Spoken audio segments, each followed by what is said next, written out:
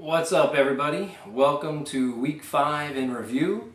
This week brought to you by Pawtucket Patriot Ale. If you buy it, hot women will have sex with you in your backyard. Game of the week. This one belongs to the Sheboygan Headbangers and the Pilot Lights. The Headbangers sent the Pilot Lights to their first defeat, 91-83. A close game won on Monday night. The Headbangers had the lead 77-68 going into Monday Night Football, but seemingly the Lights had the advantage with Drew Brees going up against Ryan Longwell, a quarterback needing to outscore a kicker by only 9 points. Victory seemed within reach, but not so fast, my friend. Longwell scored 14 points on 3 field goals, including 1 from 53 yards and 3 extra points. Brees scored 15, including 3 turnovers. They rioted in the streets of Sheboygan as the 1-3 team beat the 4-0 team. Also in double digits for the Headbangers were Brandon Jacobs with 27, T.O. with 12. Scoring big in the loss for the Lights were Lee Evans with 20 points, his second big week in a row. The Cards D had 19, and McLean had 12 from the Ravens. High score of the week was a bit of a surprise again, as the Rockers, who had been averaging just over 80 points a game, ruined a big week from Big Daddy, 126-99. The Rockers placed 6 players in double digits. D'Angelo Williams broke out for 34 points on 123 rushing yards and 2 touchdowns to go with a 25-yard receiving touchdown as well. Roddy White had 21, Kyle Orton had 28, the Colts D had 16, with at least 12 of those points coming in the final 4 minutes of that crazy Houston game. Prater had 12, and Heath Miller finally found the end zone and finished with 10. The only 2 not finishing in double digits for the Rockers were, surprisingly enough, Adrian Peterson and Brandon Marshall, who combined for a total of 5 points. For Big Daddy, 4 finished in double digits, led by the Bears D with 26. Tony Romo had 21. Randy Moss had 19, including a 66-yard touchdown reception. And Chris Cooley had 18 points in a monster game for him. Big Daddy's 99 would have beat all but 2 teams in the league. He just happened to be playing one of them. The other team he would have lost to was Loose Cannons. The Cannons put the karate chop on Master Killer, 101-67. The Cannons were led by Aaron Rodgers, who continues to impress with 313 yards this week and 3 touchdowns for 30 points. Andre Johnson went over 100 yards receiving and a score for 21 points. And the Giants D had 18, allowing only 6 points to the Seahawks. Master Killer also had 3 in double digits, led by Cutler with 16, Adai with 13, and Robbie Gould had 10. Cats with Guns fired a few rounds at Mr. Bill's gang this week. They clawed out a 98-88 victory, their 3rd in a row. Meanwhile, Mr. Bill is sent to his 2nd loss in a row. The Cats had 5 in double digits, with TJ and Mike Turner each scoring 20. Chad Pennington and Reggie Wayne each with 15. Frank Gore had 13. Mr. Bill also had 5 in double digits in this 10-point contest, led by Eli Peyton Who Manning, with 22, including 2 touchdowns to guys not named Plexico Burris.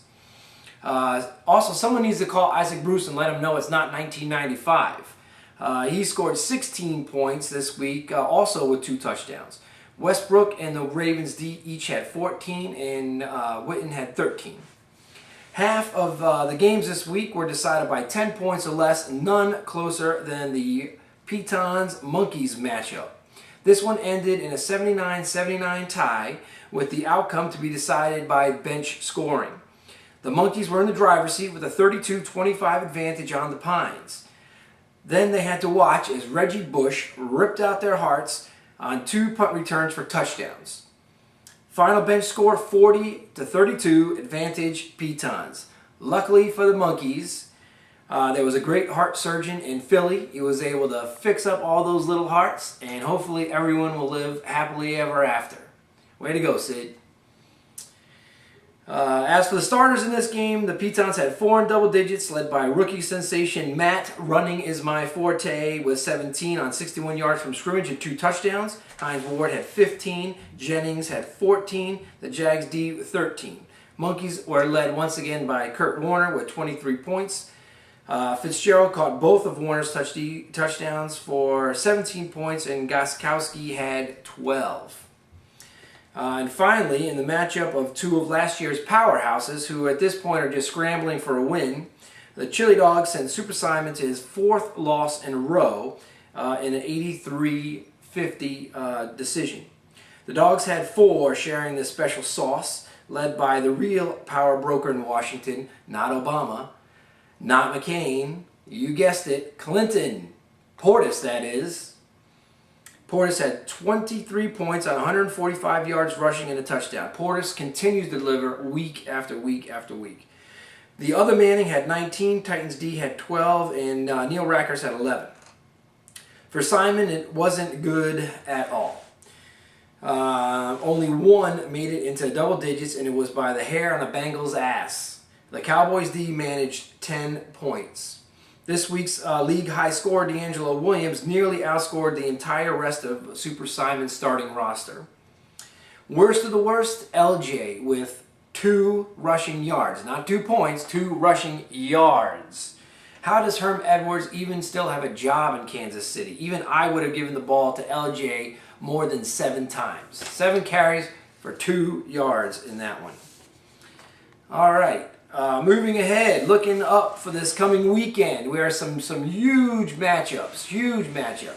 The 4-1 Pilot Lights put their number 2 power ranking on the line against the 3-2 Pitons. Pitons ranked 7th in the power rankings, but continue to find ways to put wins together.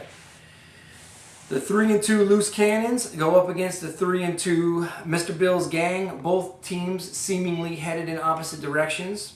And our marquee matchup for the week, the 4-1 Cats with Guns put their number 1 power ranking on the line versus the 4-1 Rockers, who are number 4 in power rankings, number 1 in coaching rank, and currently holding the league's longest winning streak at 4 games in a row. That should be a great matchup. Pick'em update. Rockers also led scoring this week in Pick'ems with a 5-1 record to take sole possession of first place with 19 points. Pitons went 4-2 and are in second with 18. Dogs, Lights, and Headbangers all have 16. And Big Daddy and Cats with Guns must have been reminiscing about that steamy night in August that they spent together in a room in the Days Inn in Glen Burnie, as both of them forgot to make their picks this week. So they both fall into the cellar. At least you guys have each other to comfort one another. Try to make your picks this week. Last but not least, we've gone almost 6 weeks into the season, and I haven't really talked about the money situation at all, but I got a couple things I want to tie up. Bill, I promise I'll put your check into the bank sometime early next week. And there are a few people who I'm still waiting for payments from who will go nameless. No rush, but you guys know who you are, and we'll catch up with you sometime soon.